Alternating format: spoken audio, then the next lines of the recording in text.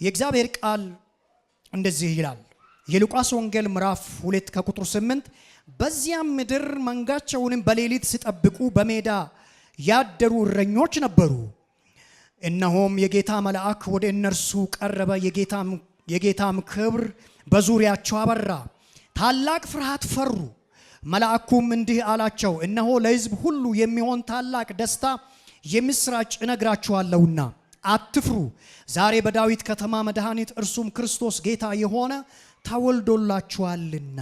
ይህም ምልክት ይሆንላችኋል፣ ሕፃን ተጠቅልሎ በግርግም ተኝቶ ታገኙታላችሁ ይላል። አሜን። ክብር ለእግዚአብሔር ለአምላካችን ይሁን። አሜን ሃሌሉያ። የመልእክቴም ርዕስ የሚሆነው ንጉሥ ተወልዶልናል የሚል ነው። ጌታ ይባረክ። የጌታችን የኢየሱስ ክርስቶስ መወለድ በሰው ልጆች ታሪክ ውስጥ ጉልህ ሚና ያለው ነው። እጅግ ከፍ ያለ ሚና፣ ጉልህ ሚና ያለው ነው። ልብ ብላችሁ ስሙኝ። የጌታችን የመድኃኒታችን የኢየሱስ ክርስቶስ መወለድ በሰው ልጆች ታሪክ ውስጥ እጅግ በጣም ከፍ ያለ ጉልህ ሚና ያለው ነው። ጉልህ ሚና ያለው ነው። የመጀመሪያዎቹ ሰዎች በኃጢአት ከወደቁ በኋላ ከእግዚአብሔር እቅድና ዓላማ ውስጥ ወጥተው በኃጢአት ከወደቁ በኋላ እግዚአብሔር በመልኩና በምሳሌው የፈጠረውን ሰው እንዲሁ ሊተወው አልፈለገም። ምክንያቱም እግዚአብሔር እንደ ሰው አይደለም። ምክንያቱም እግዚአብሔር ቸር አባት ነው፣ መልካም አባት ነው፣ መልካም ጌታ ነው። መልካም አምላክ ስለሆነ ከምድር ፍጥረት ሁሉ አብልጦት የራሱን መልክና ምሳሌ በራሱ ላይ አድርጎ የፈጠረውን ሰው ከእግዚአብሔር እቅድና ዓላማ ውስጥ ተንሸራቶ ቢወድቅ እንኳን በራሱ ምኞትና ፈቃድ ከእግዚአብሔር ሐሳብ ውስጥ ቢወጣ እንኳን እግዚአብሔር ልተወውና ልጥለው አልፈለገም። ልክ በዲያብሎስ ተታሎ የእግዚአብሔርን ምክር ትቶ የሰይጣንን ምክር መልካም አድርጎ ተቀብሎ ከምክሮቹም መካከል ከዚች ዛፍ ፍሬ የበላችሁ እንደሆነ እንደ እግዚአብሔር ታውቃላችሁ፣ እንደ እግዚአብሔር ሁሉ የተገለጠላችሁ ትሆናላችሁ ብሎ እባቡ በነገራቸው ጊዜ ሔዋንም የእባቡን ድምፅ ሰምታ የእግዚአብሔርን ድምፅ አጣጥላ ከዚያ ዛፍ ፍሬ በለች። ከዚያም ለባሏ ለነበረውም ለአዳምም ደግሞ ከዚያ ዛፍ ፍሬ አቀመሰችው። ምንም አላለም። እሱም ቀጥታ ከእጇ ተቀብሎ እሱም በላ። ይሄን ሰዓት ሁለቱም አይኖቻቸው ተከፈተ፣ ራቁታቸው መሆናቸውን አወቁ። አዳም ከሔዋን ሸሻ፣ ሔዋንም ደግሞ ከአዳም ሸሸች። ሁለቱም ደግሞ ከእግዚአብሔር ሸሹ። የተሰወሩት በገነት ዛፎች መካከል ነው። ቅጠል አገልድመው ፈርተው ሸሽተው ተሸማቀው ባሉበት የእግዚአብሔር አምላክ ድምፅ በገነት ውስጥ አዳም አዳም እያለ መጣ ይላል መጽሐፍ ቅዱስ ሲናገር። ወዴት ነህ አለው። ራቁቴን መሆኔን አውቄ በገነት ዛፎች መካከል ተሸሽጌያለሁ አለው። ራቁቴን መሆኔን ማን ነገረ በአሁኑ አለው። ረዳት እንድትሆን የሰጠኝ ሴት ናት ብሎ ተናገረ። እዛ ጋ ነው እንትና ነው የሚል የመጣው። ዛሬም የሰው ልጅ ጥፋቱን አይቀበልም። ዛሬም የሰው ልጅ ጥፋቱን ወደ ሌላ የሚጠቁምበት ምክንያት እዛ ጋ የጀመረ ነው። ሔዋን ስትጠየቅ ደግሞ በእባቡ ምክንያት አደረገች። እባቡ ነው አለች። አዳም ሔዋን ናት አለ። ይሄን ጊዜ እግዚአብሔር ሁሉንም እባቡንም ዲያብሎስንም አዳምንም ሔዋንንም ከገነት ውስጥ አወጣቸው። ከዚያ በኋላ እግዚአብሔር አንድ ተስፋ ሰጣ። ዘፍጥረት ምዕራፍ 3:15 ስታነቡ የዛሬ ሳምንትም እንዳነሳውላችሁ አንድ ትልቅ ተስፋ ሰጠ እግዚአብሔር። በምን ውስጥ ተስፋ ሰጣ? እባቡን በሆዱ እንዲሄድ ረገመው። ምግቡ አፈር እንዲሆን በምድር አፈር ላይ በሆዱ የሚሳብ እንዲሆን እግዚአብሔር ረገመው ይላል። አዳምንም ደግሞ በወዝ ጥረ ግረ ኑር አለው። በላቤ ብላ በጭንቅና በመከራ ይሁን የአንተ ዘመን አለው። ሔዋን ጋር ሲመጣ ደግሞ ፈቃድሽ ወደ ባልሽ ነው፣ በጭንቅም ውለጂ አላት። ይኸው እስከ ዛሬ ድረስ አለ። ይሄንን ካለ በኋላ ግን አልተዋቸውም እግዚአብሔር። ልብ ብላችሁ ስሙኝ። አልተወም እግዚአብሔር። ከሴቲቱ የሚወለድ አለው ደግሞ ለዘንዶ ለእባቡ የእባቡን ጭንቅላት ይቀጠቅጠዋል አለው። ይቀጠቅጠዋል። እሱ ማን ነው? ከሴቲቱ የሚወለድ ጌታችን መድኃኒታችን ኢየሱስ ክርስቶስ ነው። አጨብጭቡ ለእግዚአብሔር ቃል ኪዳን። ክብር ለእግዚአብሔር ይሁን። የሰውን ልጅ የሚወድ አምላክ እግዚአብሔር ቃል ኪዳን በዚያ ቦታ ላይ የተስፋን ቃል ሰጣ። ከዚያ በኋላ እግዚአብሔር ይህንን የተስፋን ቃል ደግሞ እስራኤል ለሚባለው ህዝብ ከህዝቦች መካከል መርጦ እስራኤል ለሚባለው ህዝብ ሰጣ። እስራኤል የሚባለው ህዝብ ደግሞ ይህንን እግዚአብሔር ለሰው ልጆች የሰጠውን ተስፋ ትውልድን እየቆጠሩ መፈለግ ቀጠሉ። በዘኍልቍ ሄደን በምናይበት ጊዜ የትውልድ ቆጠራ ተጀምሯል። የትውልድ ቆጠራ ሲደረግ በየትኛው ትውልድ ይሁን ጌታችን መድኃኒታችን ኢየሱስ ክርስቶስ የሚወለደው መሲሁ የሚመጣው በየትኛው ትውልድ ይሁን ብለው እስራኤላውያን ትውልድን ይቆጥሩ ነበር። ነገር ግን ቢቆጥሩ መሲሁ አልመጣም። መጽሐፈ ዘኍልቍ በምታነቡበት ጊዜ የትውልድ ቆጠራ ቆጥሮ በእያንዳንዱ ትውልድ ቆጥሮ መሲሁን ሊያገኝ ስላልቻለ እንዲሁን አፉን እንደከፈተ ቀረ። አሁንም ትውልድ ቆጠራ በመጽሐፍ ቅዱስ ውስጥ በብዙ ቦታ ታገኛላችሁ። የትውልድ ቆጠራ አሁንም ቀጠለ። መጽሐፍ ቅዱስን በምናይበት ጊዜ መጽሐፍ ቅዱስ የማቴዎስ ወንጌል ምዕራፍ 1 ከቁጥር 17 ሄደን በምናይበት ጊዜ ስለ ትውልድ መቆጠር ይናገራል። ስለ ትውልድ አቀማመጥ ሲናገር ትውልድን በሶስት አስቀምጦ እንመለከታለን። የመጀመሪያው ትውልድ ብሎ የሚያስቀምጠው ከአብርሃም እስከ ዳዊት ይልና 14 ትውልድ ይላል። ከዳዊት እስከ ባቢሎን ምርኮ ድረስ ይልና ደግሞ አሁንም 14 ትውልድ ብሎ ይቆጥራል። ከባቢሎን ምርኮ ደግሞ እስከ ክርስቶስ ብሎ ሲቆጥር ደግሞ 14 ትውልድ ብሎ ይቆጥራል። ስለዚህ 3 ጊዜ 14 በድምሩ ስንት ይመጣል? 42 ይመጣል ማለት ነው። በ42ኛው ትውልድ ላይ ጌታችን መድኃኒታችን ኢየሱስ ክርስቶስ ተወለደ። አሜን፣ ክብር ለእግዚአብሔር ይሁን። እስቲ ኢየሱስ ተወለደ በሉ እስቲ። አጨብጭቡ ለእግዚአብሔር ክብር ለእግዚአብሔር ይሁን። ተመልከቱ እንግዲህ በዚያን ዘመን የነበሩ ሰዎች እድሜያቸው በ120 ከዚያም በላይ በጣም ረጅም እድሜ እየኖሩ ነበር የሚሞቱት የነበረው። በ42ኛው ትውልድ ላይ ከባቢሎን ምርኮ እስከ ክርስቶስ ባለው ውስጥ ግን በክርስቶስ ትውልድ ላይ ክርስቶስ ተወለደ። ክብር ለጌታ ይሁን።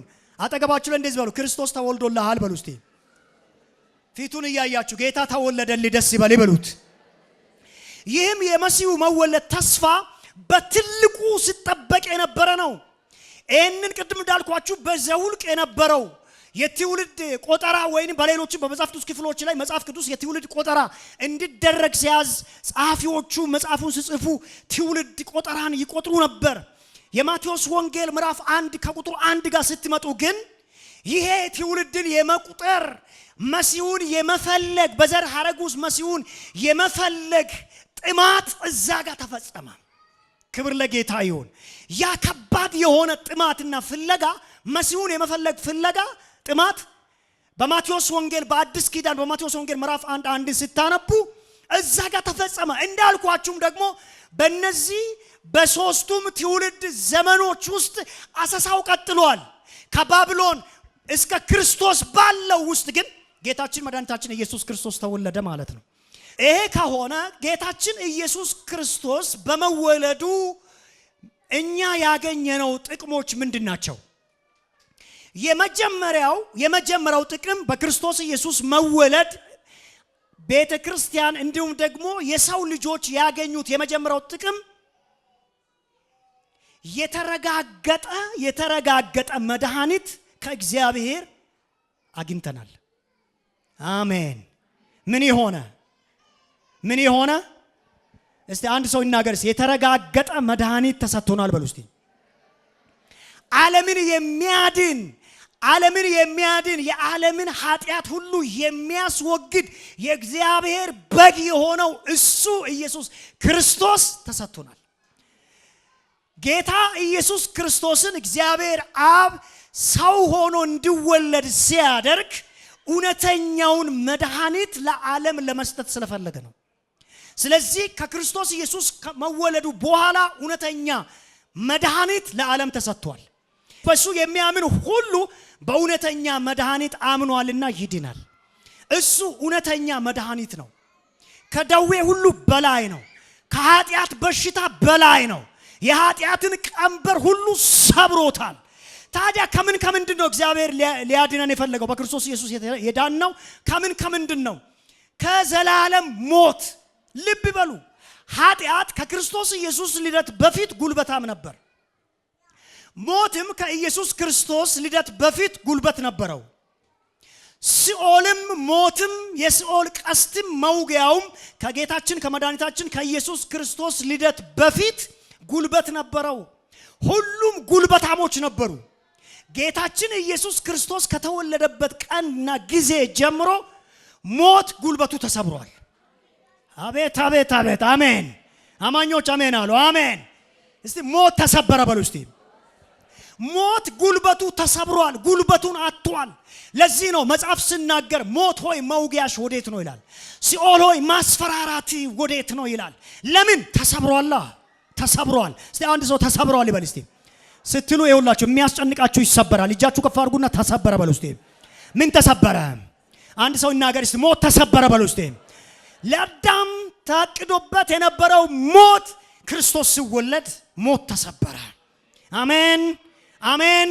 ታዲያ ከምን አዳነን እግዚአብሔር? ከሞት አዳነን። ከዘላለም ሞት አዳነን። ወደ ተሸጋገረን ወደ ዘላለም ሕይወት አሸጋገረን። በዚህ ያላችሁ ቅዱሳን በክርስቶስ ኢየሱስ መወለድ ከዘላለም ሞት ወደ ዘላለም ሕይወት ተሸጋግራችኋል። እልልታችሁን ለእግዚአብሔር አቅርቡ። የተሻገራችሁ ናችሁ። የሞት ጉድጓድ አያስቀራችሁም። የዚህ ዓለም ክፉ አያስቀራችሁም። ደዌና የኃጢአት ደዌና ቀንበር በእናንተ ላይ አይጫንባችሁም። በክርስቶስ መወለድ ነፃ ናችሁ። ነፃ ናችሁ። የንጉሥ ካህን ናችሁ። እጃችሁ ከፍ አድርጉና ነፃ ነኝ በሉ እስቲ። የንጉሥ ካህን ነኝ በሉ እስቲ። ታላቅ ሕዝብ ነኝ በሉ። አጨብጭቡ ለእግዚአብሔር ክብር። ሃሌሉያ አሜን። ከዘላለም ሞትና እርግማን ነፃ ወጥታችኋል። እርግማን አይሰራባችሁም፣ አይሰራባችሁም። ለዚህ ነው እኮ ባላም መጣና መራገም ሲፈልግ ቻለ እንዴ? አልቻለም። የሚረገም አይነት አይደለም። ቤታችሁ የሚረገም አይነት አይሆንም። የሚያምን ሰው አለ? እጁ ከፍ ያርግ። ይኸውላችሁ አመድ ይዘው አፈር ይዘው አፈር ይዘው አመድ ይዘው እየበተኑ ጠጠር ይዘው እየበተኑ ውሃ ቀዝቅዘው እንደዚህ የነሱ ነገር ይቀዝቅዝ አገልግሎታቸው እያሉ ብረጩባችሁ አትመቹም። አንድ ሰው አሜን ይበል። አልመችም በል እስቲ። ለእርግማን አትመቹም በኢየሱስ ስም። እስራኤል የሚባለው ሕዝብ ለእርግማን የሚመች አልነበረም። ገበያ እንደ ደራት ሴት እግሩን ዘርግቶ የተቀመጠ ነው። እንደ እንስት እኮ አንበሳ እግሩን ዘርግቶ የተቀመጠ ነው። በዚህ ይመጡብኝ ይሁን እንዴ፣ በዚህ አይመጡብኝ ይሁን እንዴ የማይል ነው። የታጠቁ በዙሪያው ላይ አሉ። ነገር ግን እግሩን ዘርግቶ እንደ እንስት አንበሳ ራሱን ጠብቆ ተዝናንቶ የሚኖር ነው። ምንድነው ቢባል አይረገምም። ምንድነው ያነበበው? ምንድነው የተሰጠው ቃል? በእስራኤል ላይ ሟርት፣ በያዕቆብ ላይ ድግምት አይሰራም። በአንተም ላይ አይሰራም። በትውልዳችሁ ላይ አንድ ሰው ካለ አይሰራም ይበል እስቲ። በእኔ ትውልድ ላይ አይሰራም በለው አንድ ጊዜ። እጃችሁ ከፍ አድርጉና ሟርት አይሰራም በለው እስቲ። ድግምት አይሰራም በለው እስቲ። ይኸውላችሁ ትዳራችንን የሚራገሙ አሉ፣ አገልግሎታችንን የሚራገሙ አሉ፣ ልጆቻችንን የሚራገሙ አሉ፣ ጴንጤን የሚራገሙ አሉ፣ የእኛን ትውልድ የሚራገሙ አሉ፣ የአገልግሎት ትጋታችንን የሚራገሙ አሉ፣ የቅድስና ሕይወታችንን የሚራገሙ አሉ። አይሳካም፣ አይሳካም። አንድ ሰው አይሳካም ይበል እስቲ። ምን እንደሆነ የተረገማችሁበት ነገር እንዲሰበር አይሳካም በለዋ። አይሳካም። ንግዳችሁ ላይ የምትረገሙ አይሳካም። ትውልዳችሁ ላይ የሚረግሟችሁ ሰዎች አላችሁ፣ አይሳካም። እጃችሁ ከፍ አድርጉና ሟርት፣ ድግምት አይሳካም በሉ እስቲ። ጌታ ኢየሱስ ክርስቶስ መጣና በመወለዱ ይሄ ሁሉ ጣጣ፣ ይሄ ሁሉ የእርግማን ሸክም፣ ይሄ ሁሉ ጨለማ፣ ክርክር፣ ጭቅጭቅ፣ ይሄ ሁሉ መጠላላት፣ ይሄ ሁሉ መጠላለፍ በሙሉ ምን ሆነ? ተሰበረ፣ ተሰበረ። አንድ ሰው ቀንበር ተሰብሯል ይበል እስቲ። የመጀመሪያው እሱ ነው። አሜን። አዳነን። ሁለተኛው ጥቅሙ ምንድነው? የጌታችን የኢየሱስ ክርስቶስ የመወለዱ ሁለተኛው ጥቅም ምንድነው? ይሄንን የመዳንን ዕውቀት እንድናውቅ ነው። የመዳን ዕውቀት እንዲገለጥ ነው። ጌታችን የተወለደባቸው ምክንያቶችና ዓላማዎች አብ ወልድን የላከበት ምክንያት እና ዓላማ ተብለው በዝርዝር ቢቀመጡ ሁለተኛው የመዳን ዕውቀት እንዲገለጥልን ነው። እስቲ የመዳን ዕውቀት በሉ እስቲ ድገሙና በሉ የምን ዕውቀት? አሜን ነው። የእግዚአብሔርን ቃል አነባለሁ። ስለዚህ ሐሳብ የመዳን ዕውቀት መጽሐፍ ቅዱሳችሁን የሉቃስ ወንጌል ምዕራፍ 1 ከቁጥር 77 ላይ እንደዚህ የሚል ቃል አለ። እንደዚህም የኃጢአታቸው ስርየት የሆነውን የመዳን ዕውቀት ለሕዝብ ሁሉ ትሰጣለህ። ይህም ከላይ የመጣ ብርሃን በጎበኘበት በአምላካችን ምሕረትና ርኅራኄ ምክንያት ነው። ብርሃኑን በጨለማና በሞት ጥላ ተቀምጠው ላሉት ያበራል፣ እግሮቻችንንም በሰላም መንገድ ያቀናል ይላል። ይህ ለማን እንዲገለጥ ነው? የእግዚአብሔር የማዳን ዕውቀት ለኃጢአተኞች እንዲገለጥ። አዳምን ከገነት ውስጥ እግዚአብሔር ካወጣ በኋላ የሰው ልጅ 5500 ዘመናትን ከእግዚአብሔር ተበጥሶ ኖሯል። 5500 ዘመናትን እግዚአብሔር አዳምን ግን አልረሳውም። ተረሳው የምትሉ ሰዎች ካላችሁ እግዚአብሔር 5500 ዓመትን በኋላ ያስታውሳል። ከ5 ዓመት እኮ አይደለም እኮ 5500 ዘመናትን በኋላ እግዚአብሔር አዳምን ምን አረገው? አስታውሰው። አጠገባችሁ ላይ እግዚአብሔር ያስታውሳል ብላችሁ ንገሩት። አያችሁ አይደለም?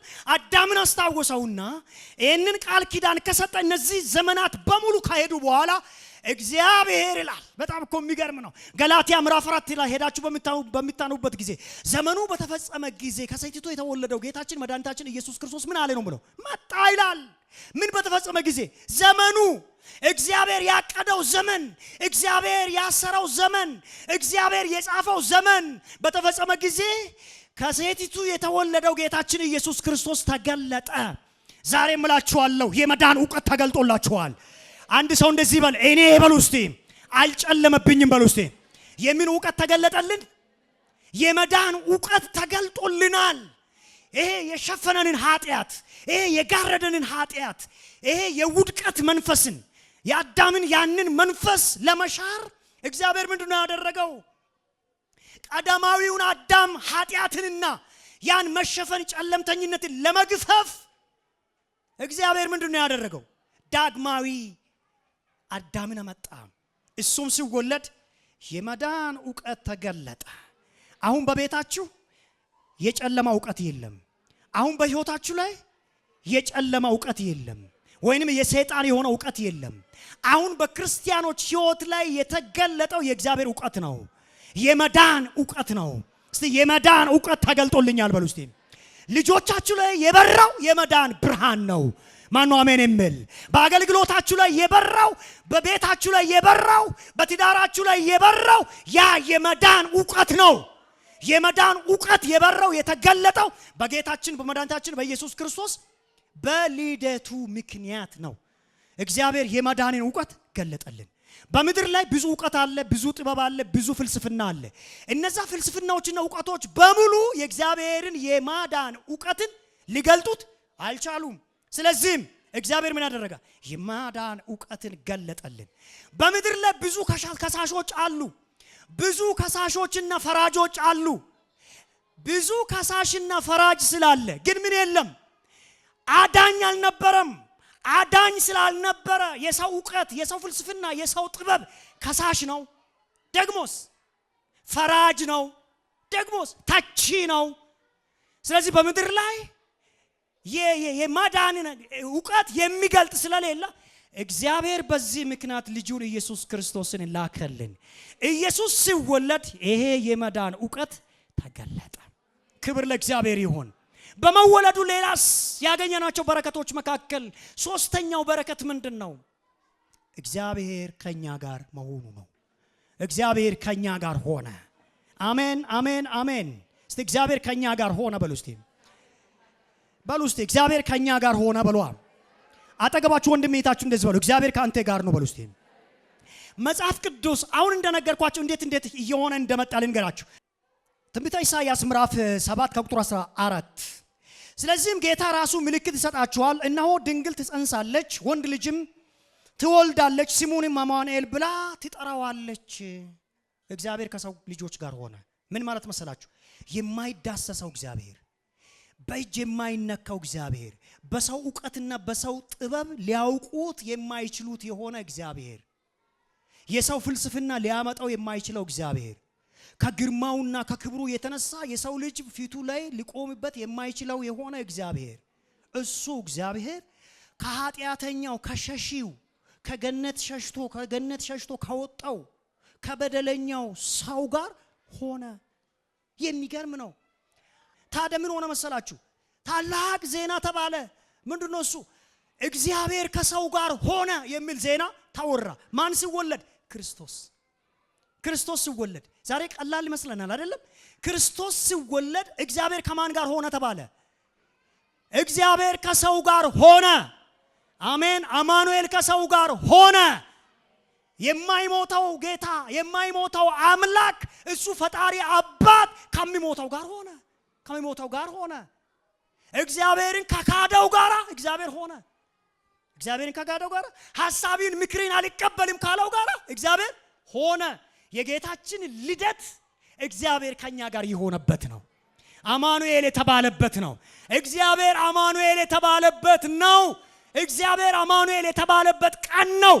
በሰው ልጆች ታሪክ ውስጥ በትልቁ የተጻፈ ቀን ነው። አጨብጭቡ ለእግዚአብሔር። ክብር ለእግዚአብሔር ይሁን። ሃሌሉያ አሜን። አጠገባችሁ ላይ እግዚአብሔር ካንተ ጋር ሆኗል ብላችሁ ንገሩት እስቲ። ከማን ጋር ሆኗል አላላችሁ? ከማን ጋር ሆኗል? ከኛ ጋር ሆኗል። እግዚአብሔር ከኛ ጋር ሆነ። እግዚአብሔር ከኛ ጋር ከሆነ ይላል እኮ ደግሞ ሐዋርያው ጳውሎስ በሮሜ 8 ላይ እግዚአብሔር ከኛ ጋር ከሆነ ማን ይቃወመናል ይላል። ማን ነው ከኛ ጋር የሆነው? እይቴ ወንድሜ፣ ገንዘብ ካንቺ ጋር ባይሆን፣ ሰው ካንቺ ጋር ባይሆን፣ የወደዷችሁ ቢጠሏችሁ፣ የቀረቧችሁ ብርቋችሁ፣ አጀቡ ሁሉ ቢበተን እግዚአብሔር ካንተ ጋር ነው። በአንድ ነገር ጥንቃቄ ያድርጉ። ገንዘብ ሊሄድ ይችላል፣ ሰው ሊሄድ ይችላል፣ ይሄዳል። በሁሉም ነገር ይሄዳል። አንድ ነገር ግን ቼክ አድርጉ። ተኝታችሁ ስትነሱ ቼክ ሊታረጉ የተገባው፣ አገልግላችሁ ስትወርዱ ቼክ ሊታረጉ የሚገባው እግዚአብሔር ከኔ ጋር ነው ወይ የሚል ነው። እግዚአብሔር ካንተ ጋር ከሆነ ምድር አጋንንት ቢነሳብህ ታሸንፋለህ። እግዚአብሔርን የሚያሸንፍ ኃይል የለምና። አንድ ሰው እንዲህ ይበል፣ አማኑኤል ከኔ ጋር ነው ይበል እስቲ በሉ። እግዚአብሔር ከኔ ጋር ነው በሉ እስቲ። ሸንጎ ቢቀመጥ ሰው፣ ምድር አጋንንት ቢተባበር እግዚአብሔር ከሱ ጋር የሆነውን ሰው አይቻልም። እግዚአብሔር ያስቀመጠው መግፋት አይቻልም። ለምን እንደው ታውቃላችሁ? እግዚአብሔር የመረጠው መግፋት፣ እግዚአብሔር ያስቀመጠው ጋራ መዋጋት ከአስቀማጩ ጋራ መዋጋት ስለሚሆን ማለት ነው። አብሮት የተቀመጠው ማን ነው? እግዚአብሔር ነው። ሐዋርያ ቅዱስ ጳውሎስ በዚያ ዘመን ብዙ አይነት መገፋት ነበር። በምን? ወንጌልን በመስበክ። እርሻቸው ውስጥ ገብቶ እኮ እሸት ስለቀነጠሰ አይደለም። ቆፍሮ እኮ የተወሰነ የዘሩት ወይ የተከሉት ድንቻቸው ምናቸው ሽንኩርታቸውን እኮ ስለነቀለባቸው አይደለም። ኢየሱስ ያድናል ብሎ ስለሰበከ ነው። ስለሰበከ አሳደዷቸው። በጽድቅ ስለኖረ። በጽድቅ መኖር እጅግ ከባድ ነው። ነገር ግን ደግሞ የህሊና ወቀሳ የሌለበት መልካም እንቅልፍ ያለበት ከህልም ጋር የታጀበ እንቅልፍ ያለበት ህይወት ነው። በኢየሱስ ክርስቶስም ይሁንላችሁ አሜን። እግዚአብሔር አለ ከኛ ጋር ከሆነ አለ ማን ይቃወመናል አለ። በጣም የሚገርም ነው። የዚህ የክርስትና እምነት ወይ የፕሮቴስታንቱ እምነት ወላጅ የሚባለው ማርቲን ሉተር የሚባለው አንድ ጊዜ ዓለም ሁሉ በቃ በተለይ በሮም ዓለም ሁሉ ጠላው። አንድ መልእክተኛ መጣና ሉተር አለው፣ አቤት ዓለም ሁሉ ጠልቷል። እንትና ጠሉ፣ እንትና ጠሉ፣ እንትና ጠላ፣ እንትና ጠላ፣ እንትና ጠሉ አል ብሎ ሰማውና ይገርማል እንዴ አለው። ዓለም ሁሉ ሉተር የተባለ ሰው በምድር ላይ እንዳይኖር ብሎ ጠልቷል አለው። ከዛ እንደዚህ አለ፣ ዓለም ሁሉ ጠለኛል። አዎ በጣም ደስ ይላል አለ። እንዴት ደስ ይላል ትላለህ አለ። እግዚአብሔር ከኔ ጋር እግዚአብሔር ወዶኛልና ዓለም ቢጠላኝ አይገደኝም አለ። አይገርምም? ዓለም ሁሉ ጠልቷል ሲባል እግዚአብሔር ወዶኛል አለ። እግዚአብሔር የወደዳቸውን ማንም አይጥላቸውም። እጃችሁ ከፍ አድርጉና እግዚአብሔር ወዶኛል በሉ እስቲ። እግዚአብሔር ከኔ ጋር ነው በሉ እስቲ። በህይወት ትግል ውስጥ ስትታገሉ የሚታገላችሁ ነገር ቢኖር እግዚአብሔር ከናንተ ጋር ከሆነ ልብ በሉ ታሸንፋላችሁ። የህይወትን ትግል ታልፋላችሁ። የመከራን ቀን ታልፋላችሁ። የለቅሶን ቀን ታልፋላችሁ። የችግር ቀን ታልፋላችሁ። የማያልፍ ነገር የለም። የህመም ቀን ታልፋላችሁ። ብቻ ማን ይኑር? እግዚአብሔር ከኛ ጋር ነው። የኢየሱስ ክርስቶስ የልደቱ ፋይዳዎች መካከል እግዚአብሔር ከሰው ጋር ሆነ የሚል ዜና የተነገረበት ነው። ሌላኛው ደግሞ የእግዚአብሔርን ጸጋ የለበስንበት ነው። ጸጋን የለበስንበት ነው። እግዚአብሔር ሸሺውን ሰው፣ ጎስቋላውን ሰው፣ የወደቀውን ሰው አንስቶት ጸጋውን አለበሰ። የእግዚአብሔር ጸጋ ማለት ደግሞ ጸጋ ማለት የማስቻልና ብቁ የማድረግ ኃይል ማለት ነው። መናገር የማይችለውን ተናጋሪ የሚያደርግ፣ መዘመር የማይችለውን ዘማሪ የሚያደርግ፣ መስበክ የማይችለውን ሰባኪ የሚያደርግ፣ ያልተማረውን የማዳንን ዕውቀት ከቶበት ዓለም ሁሉ የሚሰማው አይነት አስተማሪ የሚያደርግ። አሜን አሜን። በእድሜ የደከመውን ወይንም ያረጀውን አገልጋዩ የሚያደርግ እንደ ጴጥሮስ አይነት ሐዋርያ አድርጎ የሚመርጥ ይህንን ደካማውን ሰው አመጣና እግዚአብሔር ምንድን ነው ያደረገው? ጸጋውን አለበሰና ያ ችኩልነቱ ላይ ጸጋውን አለበሰ። ያ መርበትበቱ ላይ ጸጋውን አለበሰ። ከሃዲ እኮ ነው። በክህደቱ ላይ ሰውየው ባህሪው ከሃዲ ነው። አንተ እኮ ክርስቶስን ትመስላለህ ብሉት፣ አይ ምትሉትን አላውቅም ነው ያለው። ምትሉትን አላውቅም። ብትካዱ ምንም እንዳይመስላችሁ ክርስቶስ ተክዷል። በክርስቶስ አገልግሎት ውስጥ ያለ ነገር ብቻ ነው በህይወታችሁ ላይ የሚሆነው። እውነተኞች አገልጋዮች ከሆናችሁ በክርስቶስ አገልግሎት ውስጥ የሆኑ ነገሮች በህይወታችሁ ላይ እንዲሆኑ አማኞች ትክክለኞች ከሆንን ግድ ነው። ሰላም ቅዱሳን፣ ሰላማችሁ ይብዛ። እኔ ፓስተር አብነት ነኝ። በአገልግሎታችን እየተባረካችሁ እንደሆነ አምናለሁ። ሁልጊዜም የምንለቃቸው መልእክቶች ባላችሁበት ቦታ እንዲደርሳችሁ ሰብስክራይብ፣ ሼር በማድረግ የማራናታ ድምፅ ለፍጥረት ሁሉ የተሰኘውን የዩቲዩብ ቻናል አገልግሎታችን ቤተሰብ እንድትሆኑ በጌታ ፍቅር አሳስባችኋለሁ። እግዚአብሔር ሁለንተናዊ ህይወታችሁን ይባርክ። ሻሎም